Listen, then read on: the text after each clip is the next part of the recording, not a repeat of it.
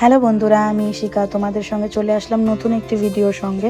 আজকে আমি বানাবো ধনিয়া চিকেন, যেটাকে গ্রিন চিকেনও বলা হয়ে থাকে। তো এখানে আমি মাংসটাকে ভালো করে ধুয়ে নিয়ে হলুদ গুঁড়ো 1 চামচ নুন দিয়ে ভালো করে ম্যারিনেট করে রাখলাম। এটাকে আমি আধ ঘন্টা মতন ম্যারিনেট করে রাখবো। ওদিকে মাংসটা ম্যারিনেট করে রেখে দিয়ে এখানে দিয়ে দিলাম সাদা তেল। ফোড়নে দিয়েছিলাম 4 থেকে 5 কোয়া এলাচ এবং 2টো লবঙ্গ, সঙ্গে দিয়ে দিলাম কুচো পেঁয়াজ। তো এখানে আমি পেঁয়াজটাকে ভেজে নেব যতক্ষণ না পেঁয়াজের মধ্যে একটা ব্রাউন টাইপের কালার চলে আসছে।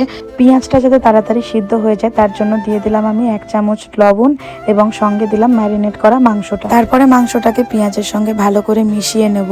মিডিয়াম টু হাই ফ্লেমে আমি এখানে করছি রান্নাটা। এদিকে ধনিয়া চিকেনের জন্য মেইন উপকরণ যেটা ধনে পাতা, ধনে পাতাটাকে ভালো করে ধুয়ে এখানে আমি মিক্সিং জারে পেস্ট করে নেব এবং যাতে ধনে পাতাটা বাটার পরে কালো না হয়ে যায় তার জন্য তাতে দিয়ে দেওয়া হলো পাতিলেবু এবং বেশ কতগুলো কাঁচা লঙ্কা দিয়ে এখানে আমি ধনে পাতাটাকে পেস্ট করে নেব ভালো করে। আমি মাংসে কোনো জল অ্যাড করিনি আলাদা করে। মাংস থেকে যে জলটা বের হয়েছে ওই জলের মধ্যেই আমি মাংসটাকে ভালো করে সিদ্ধ করেছি।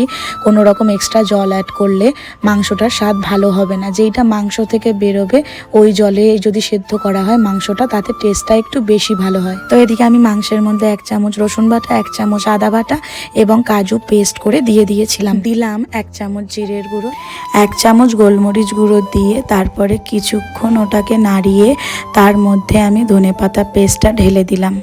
এদিকে আমার মাংসটা পুরোপুরি সিদ্ধ হয়ে গেছে, আর আলাদাভাবে কষতে হবে না।